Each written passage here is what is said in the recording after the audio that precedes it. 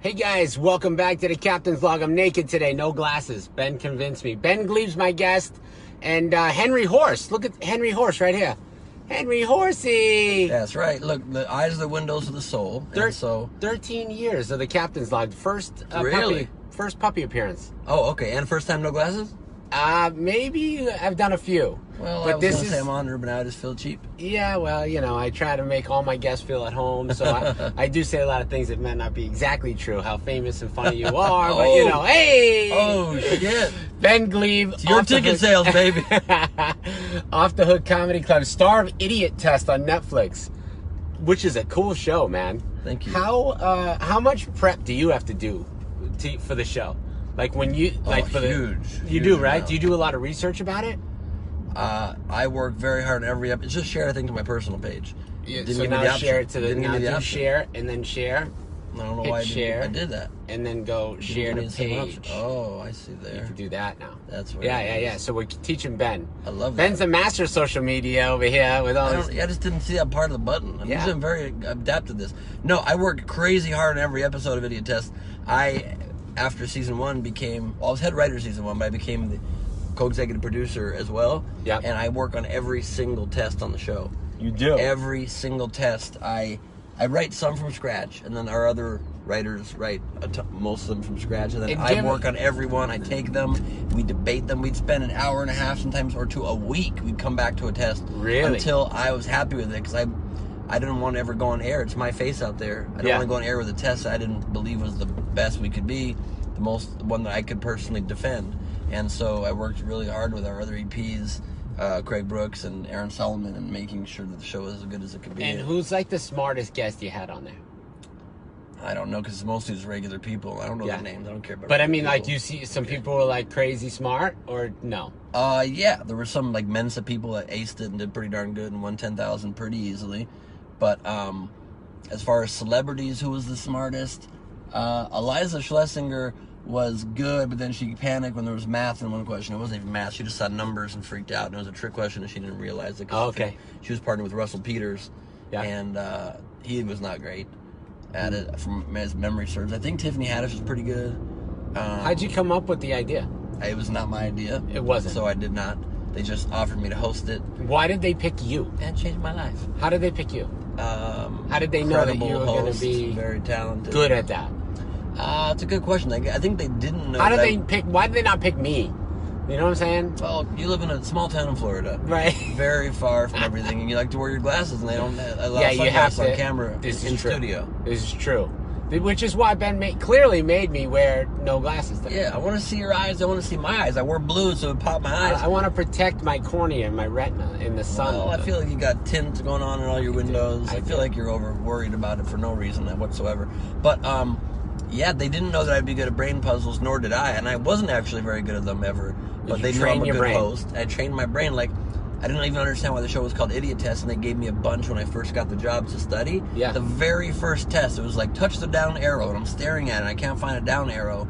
And then, when I gave up and looked at the answer, and it was just in the damn middle of the test, right in the negative space, and out loud, I actually out loud said, I'm an idiot. And I'm like, oh. Yeah. That's the premise. That's the whole idea. That's the whole idea. And so, I just did it so much, and I've always been, my comedy's always been like, very much trying to find logic flaws in people's brain and how they think, and in crowd work I'll make fun of people that way. And my bits, it's always about like, what is society doing wrong? What do people do that just they can be making smarter choices? That's exactly what the show is. It's one of the few game shows that's not trivia. It's just how your brain works. You don't have to know anything. You just have to have a good brain. That's true. I got a pretty good one. You do. So, it's like brand new. It hasn't been used. Okay, it's hurtful. It's hurtful. It's very hurtful. So I wish you could take it back. You were recently on... Hold on, do you want to take it back before you move on? Do you want to take that back? Yes. No, I love talking to you, man, and hanging out with you. Thank you. It works out well. It's been a long time that we've known each other. How long? 12 years? Probably something like that. Is this the first time we've actually done the log together? The show? Or the... I think No, we did. I found a couple little clips of one time we were going to radio and we were doing I was going to say we did it at one time. Yeah. But not officially like the show like I do now where it's a podcast. We didn't do it live, I don't think. Yeah. Well, it's great to be back on the log. It is. And you have a podcast. Tell everyone what it is. Last Week on Earth on Kevin Smith's Smodcast Network. Yep. And I summarized everything that happened during the last week on Earth: news, politics, pop culture, trends.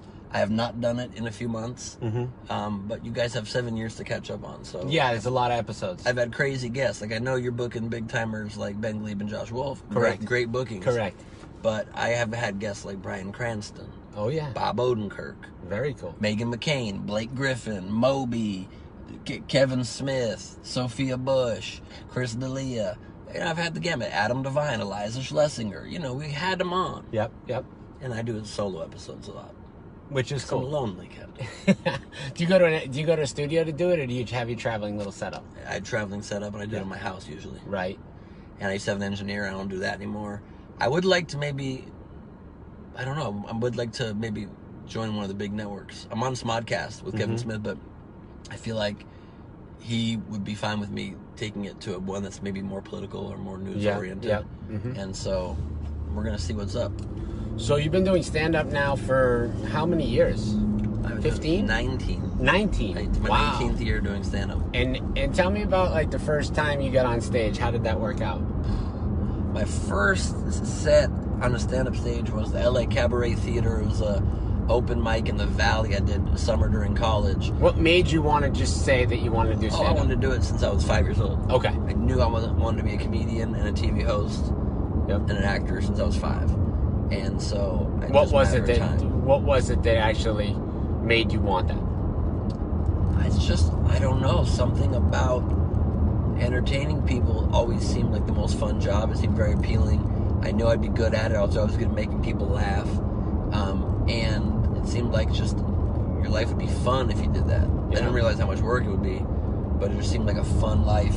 There's a big difference, though, between the guys in showbiz that work at it and the guys that just show up and do their thing. I mean, you're creating new content, you're out there, you're getting the name out, which is why I think 19 years of career has been a success, right?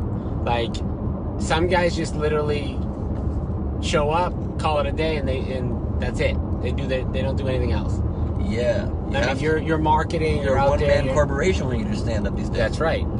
And so also I think the thing that might, people don't realize it's 24/7 hustle, don't sleep, and you have to keep pushing at all times.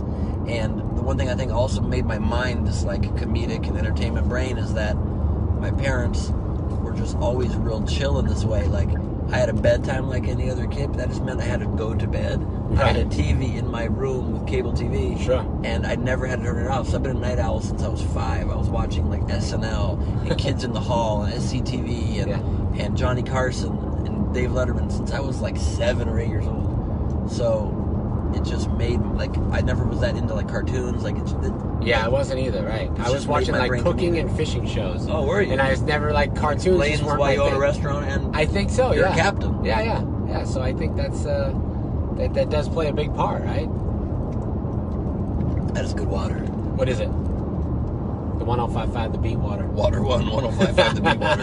What? I thought you were drinking like some kind of really good. It's telling you what water is good for. It goes birthdays, fundraisers, for fun, and sports events. Oh, that's when water's helpful? Well, we did just leave 105.5 The Beat on the Freak Show. Now we're going on Big Mom on the Wild Bunch. Today, I was telling you, is Bab's last day. I think it's a 10-year run. It's really sad, and I'm glad that's why I flew in this particular weekend. It is. Even though I don't know who Babs is. Yeah, she's a sweetheart, and she's Seems done like today. Sweetheart. She's moving to Tampa, but we'll stay in really? touch. And I'll let you do her show. Yes. That's nice of you. She got a new show, so I'll introduce you, and then you can do her show in Tampa. Oh, that's nice. I'm doing the work of the Very Lord here. sweet. You're doing the Lord's work. I'm making connections, you know? Yeah, that's really making sweet. it happen, Captain. That's what I like to say. Oh, make it happen, Captain. So you spell happen with an apostrophe too? Yeah, a little bit. HAP apostrophe No, I N? don't. I You should. Making it happen, Captain. I should say that. Trust me, dude. Dude, wonder why you're the host of the level. Idiotest. Yeah, listen, I'm very good with acronyms and abbreviations. They've said that about me since You have good grammar? Grammar? Yeah, when you do it? I have country grammar. I'm not the best at grammar, but not especially in Spanish. Speak Spanish good, can't conjugate a verb too well though. No. People think I'm doing shit in the past.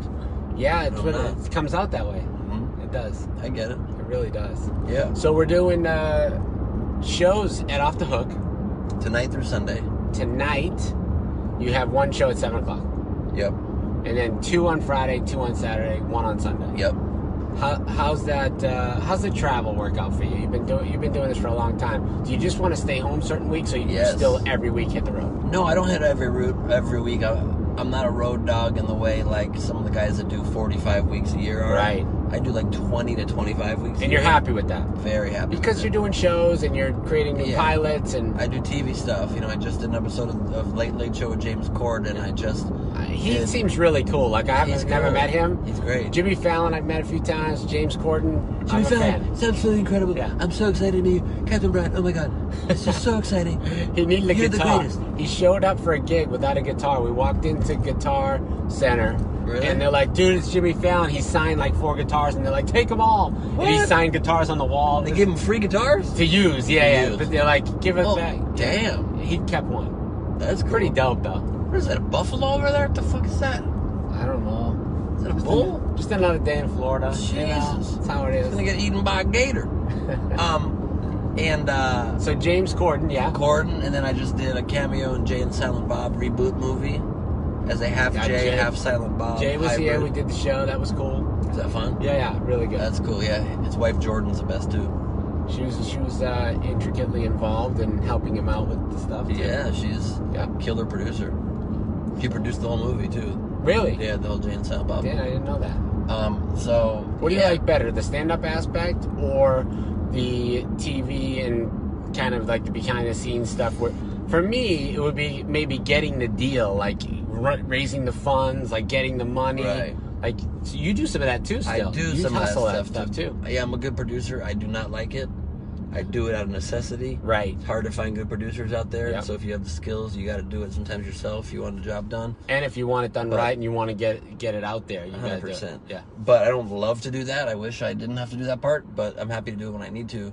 But out of on-camera TV stuff and stand-up, it's just two equal loves. It's hard to choose because I love stand-up. It's the most pure. It's just you and the audience. It's your thoughts. There's no editing. There's no... But I love the amount of people you reach much more easily with TV. I love collaborating. I love being part of a team. And it just feels like incredibly exciting when you are part of a show and there's lights and there's an audience that's there and they're excited. And it's like, that's like the ultimate dream in some way. So it's hard to choose. Like we're not shooting new episodes of Idiotest right now and I miss it so much. I want to get back in that studio. Do you miss the fact that you're not like on the camera, or you miss the excitement of the show? Like what is it? Which is the part that you miss the most? It's just all of that. It's just like, could it be any show, or do you just love that show so much? I love that show. I think it was particularly very well suited for my skills, but it's just having a show that I'm at the helm of. It's very exciting for me. Like, I love pressure. Yeah. A lot of people don't like pressure. Like, I need pressure. Like, I love that there's millions of dollars riding on my shoulders. How much pressure do you think Henry Horse is exhausted. Henry Horse is traveling so much. He tapped out after he took a little dookie on the floor at 105 The Beat. And the DJ stepped in it, brushed it into the carpet. Yeah, I smelled it in the middle of our picture episode there. I was like, why does it really smell funky right now? Damn it. And I was like, I think someone turded on the floor, and I'm pretty sure it wasn't one of the humans in the room. Not ideal. Yeah. But I'm pretty sure it's not one of the humans. That was good. That's what your captain's intuition. It's what it was. I did. It's really good. I really dug deep for that one. Pun intended. Yeah, I just love it. I love when people invest millions of dollars in trust that I'm going to be able to deliver. Yep. I'm at my absolute top game. It's like the bigger, even with stand-up, the bigger the venue, the better. Like, I bring my all to every single show, even if it's in front of 30 people in a workout room. Yep. But just, you can't help it. Something, you're in a big room, just gets adrenaline pumping in a whole new way. Like, I just played Howie Mandel's Comedy Club in Atlantic City.